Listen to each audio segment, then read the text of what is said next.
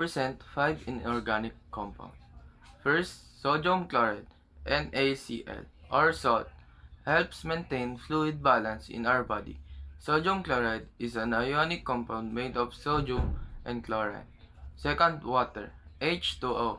It is the most important compound for life. It is made up of two hydrogen atoms and one oxygen atom. It has many uses such as drinking, cooking, cleaning, and even industrial processes. Without water, no life can survive. Third, carbon dioxide, CO2. We exhale this gas and plants use it for photosynthesis. Fourth, ammonia, NH3.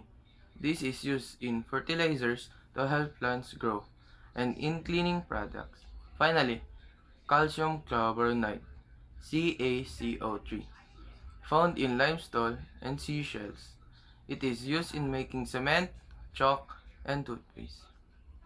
Those are the 5 inorganic compounds. Before naming an inorganic compounds, there shall be rules to consider.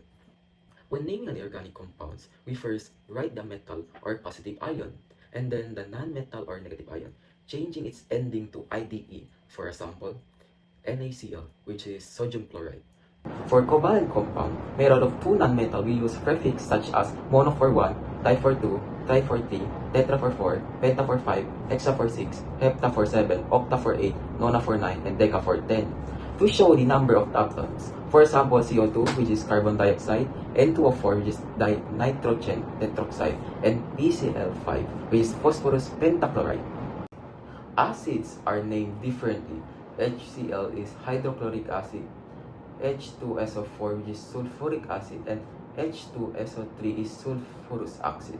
When naming acids from oxy ions, remember that ions ending in ATE change to IC acid, like nitrate becoming nitric acid, and ions and ending in ITE change to ous acid, like nitrate becoming nitrous acid.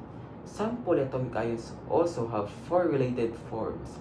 Hypo 8 means fewest oxygen, ITE means fewer oxygens, 8 means more oxygens, and per 8 means the most oxygen.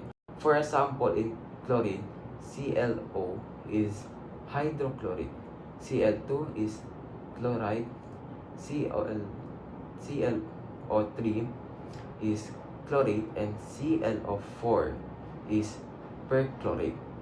If the compound has polyatomic ions, we give their names, like NaOH is sodium hydroxide and NH4Cl is ammonium chloride. And last but not the least, hydrates are compounds with water attached, and we name them by adding a prefix plus the word hydrate, such as CuSO4, 5H2, and O2, which is copper 2 or sulfate. Hello everyone! Today I'm going to talk about inorganic compounds. I'll give you 5 examples from different types: ionic compounds, oxoanions, molecular compounds, acids, and bases. First up is metal-nonmetal binary ionic compounds. Ionic compounds are made when positively charged ions bond with negatively charged ions. First example is sodium chloride, also known as common table salt. Sodium has a positive charge while chloride has a negative charge. They combine in a 1:1 ratio to balance the charges. Second example is magnesium oxide. Magnesium has a positive 2 charge and oxide has a negative 2 charge. They also combine in a 1:1 ratio to neutralize the charges. Third example is barium sulfate. Barium has a positive 2 charge while sulfate has a negative 2 charge. Again, a 1:1 ratio balances their charges. Fourth example is iron chloride. Iron in this case has positive 3 charge and each chloride has a negative charge. To balance 3 chloride ions are needed for each iron, leading to a 1:3 ratio. Fifth example is lithium fluoride. Lithium has a positive charge and fluoride has a negative charge, combining in a 1:1 ratio. Next is compounds with polyatomic ions, also known as oxoanions. Oxoanions are negatively charged ions that contain oxygen. First example is nitrate. Nitrate contains one nitrogen atom with a positive 5 oxidation state and 3 oxygen atoms, resulting in a negative charge overall. Second example is sulfate. Sulfate is composed of one sulfur atom with a positive 6 oxidation state and 4 oxygen atoms, giving a total charge of negative 2. Third example is phosphate. Phosphate contains one phosphorus atom with a positive 5 oxidation state and 4 oxygen atoms, leading to a negative charge. Fourth example is carbonate. Carbonate is composed of one carbon atom with a positive 4 oxidation state and 3 oxygen atoms, resulting in a negative charge. Fifth example, chlorate. This contains chlorine with a positive 5 oxidation state and 3 oxygen atoms, giving it a negative charge overall. Non-metal binary molecular compounds. Molecular compounds form when atoms share electrons. First example is carbon dioxide. Carbon forms 4 bonds and shares 2 pairs of electrons with 2 oxygen atoms, leading to a linear structure. Second example is glucose. Glucose is composed of multiple carbon, hydrogen, and oxygen atoms. Glucose has a specific arrangement that allows it to be a stable sugar molecule. Third example is ethanol. Ethanol contains 2 carbon atoms, 5 hydrogen atoms, and 1 hydroxyl OH group, resulting in a polar molecule due to the presence of hydroxyl group. Fourth example is nitrous oxide. Nitrous oxide composed of 2 nitrogen atoms and 1 oxygen atom. It has a linear structure with a nitrogen-nitrogen triple bond. Fifth example is ozone. Ozone is composed of 2 nitrogen atoms and 1 oxygen atom. It has a linear structure with a nitrogen-nitrogen triple bond. Acids. Acids are compounds that have the ability to give proton positive hydrogen to a solution. First example is sulfuric acid. Sulfuric acid contains 2 hydrogen ions and a sulfate ion, allowing it to donate 2 protons. Second example is citric acid. Citric acid has 3 carboxyl groups, which can each donate a proton, contributing to its acidity. Third example is lactic acid. It contains 1 carboxyl group that can donate a proton, making it an acid. Fourth example is hydrobromic acid. It is composed of hydrogen and bromine. It dissociates completely in water to release positive hydrogen ions. Fifth example is boric acid. Boric acid can donate protons through its hydroxyl groups, contributing to its acidic properties. And lastly, we have bases. Bases are compounds that have the ability to donate hydroxide ions or take protons. Our example for number 1 is sodium hydroxide. Sodium hydroxide dissociates in water to produce sodium and hydroxide ions, making it a strong base. Number 2, calcium hydroxide. It contains calcium with a positive 2 charge and 2 hydroxide ions, allowing it to donate 2 hydroxide ions. For number 3, we have ammonium hydroxide. It dissociates to release ammonium and hydroxide ions, providing basic properties. And for number 4, we have sodium bicarbonate. It contains a bicarbonate ion that can accept protons, demonstrating basic behavior. And for number 5, we have potassium carbonate. Potassium carbonate is composed of 2 potassium ions and 1 carbonate ion, contributing to its basicity.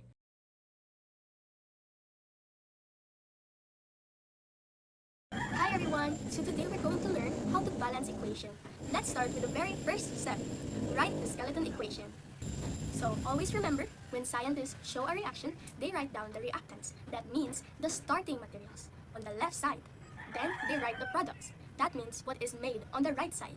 We separate them with an arrow. That means produces or forms and etc. So for our example, hydrogen gas and oxygen gas react together to make water. So we write it like that. H2G is hydrogen gas. The little g means it is gas. And L means it is liquid. So we read the whole equation like this. Hydrogen gas plus oxygen gas forms water liquid. This is called the skeleton equation. It is like the bare bones of the reaction. We haven't balanced it yet, but it shows us what's reacting and what's being made. Now that we have our skeleton equation, we will move to the next step. The next step is to count the atoms on each side. Let's count carefully. On the left side, H2 means there are 2 hydrogen atoms. O2 means there are 2 oxygen atoms. On the right side, H2O means there are 2 hydrogen atoms and 1 oxygen atoms. Hydrogens on the left side are 2 and on the right side it is also 2. So it is all good. While the oxygen is 2 on the left side and 1 on the right side. So it is not balanced. Now that we've counted the atoms, we can see the numbers don't match. So we can fix this by doing our third step. Balance the element one at a time by changing the coefficients. Let's try putting 2 in front of H2O. And now let's count it again. On the left side, H is equal to 2, O is equal to 2. On the right side, H is equal to 4, and O is equal to 2. The oxygens are fine now, but the hydrogens don't match anymore. So let's fix the hydrogen. We put a 2 in front of H2 on the left. So it would look like this. Like that. Now that we think it's balanced, we need to check our work. We can observe that they do perfectly match. That means our equation is balanced now. Now for the very last thing. When we write chemical equations, we always use the smallest number possible, like reducing a fraction in math. Look at our numbers, 2, 1, 2. Can we make them any smaller while keeping whole numbers? No! If we try to divide them, we'll end up with fractions, and that's not allowed here. So our final balance equation is... Ta-da! Great job, everyone! Thank you, Hailey, on properly explaining on how to balance a balance equation. Now, I will give 3 examples of balancing equation.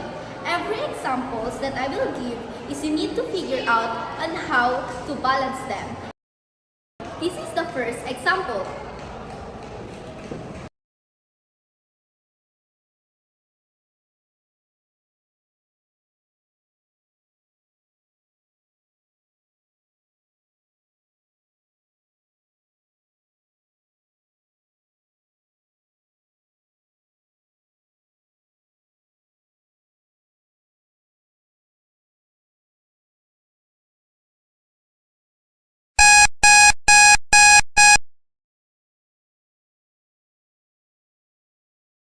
This is the final balance equation. As you can see, there is an 8 here. Always keep in mind that you can only change the coefficient, the first here. Even though there is 2 here, the whole SO or the sulfur dioxide will be 8. This is the example for number 2.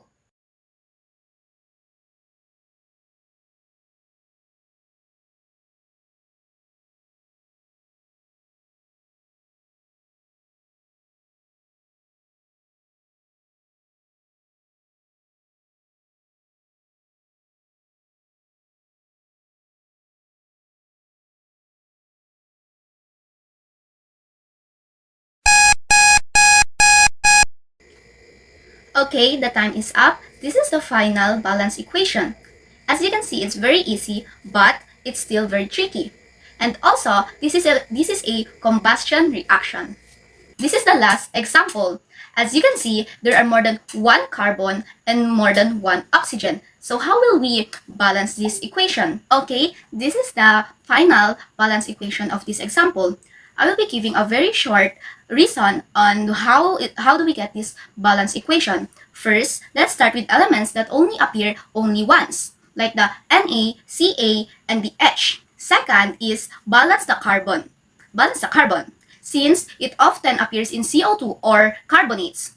Number 3, balance hydrogen after C. Number 4, lastly, leave oxygen for last, because oxygen appears in many compounds. And also, the oxygen is spread out. As you can see, the oxygen is everywhere in this equation. So adjusting it last, avoid messing up on what you already balanced.